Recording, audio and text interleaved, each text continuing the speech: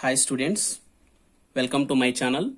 In today's video we are going to discuss what is Gibbs free energy and how this Gibbs free energy is correlated between thermodynamics and electrochemistry. So generally this Gibbs free energy is a thermodynamic quantity.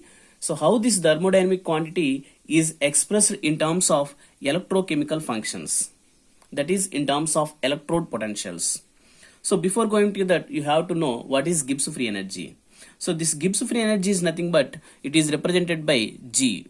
So the Gibbs free energy is nothing but the amount of energy which can be converted into useful work. The amount of energy which can be converted into useful work is called as Gibbs free energy.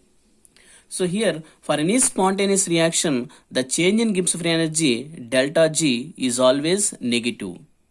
So that means for any spontaneous reaction, if the reaction is spontaneous, then the change in Gibbs free energy is negative. Okay. So here what is meant by Gibbs free energy?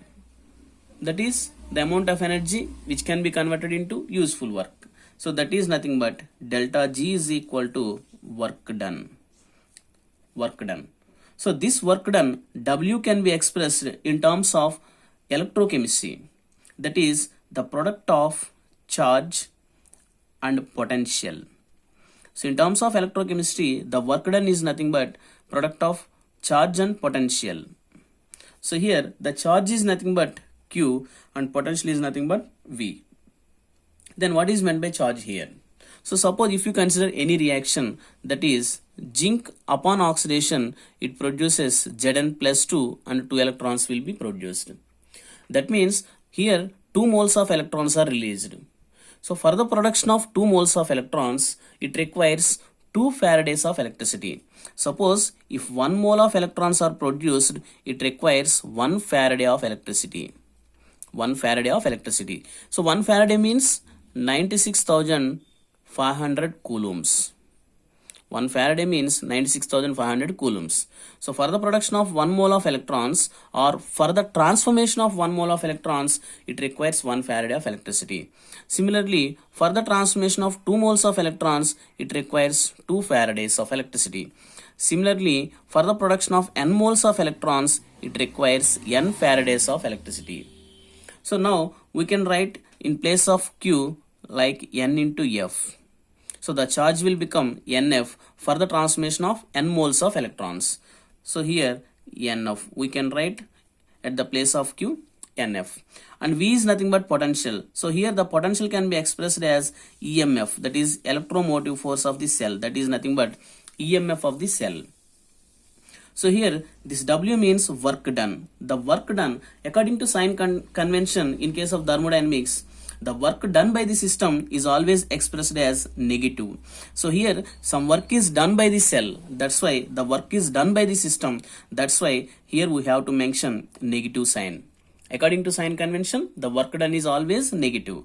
The work done by the system is always negative. So that's why minus W. So it can be written as W is equal to minus NF E cell. Okay, this is an expression for work done. So this work done is nothing but change in Gibbs free energy. So now it can be written like this, delta G is equal to minus NF E cell.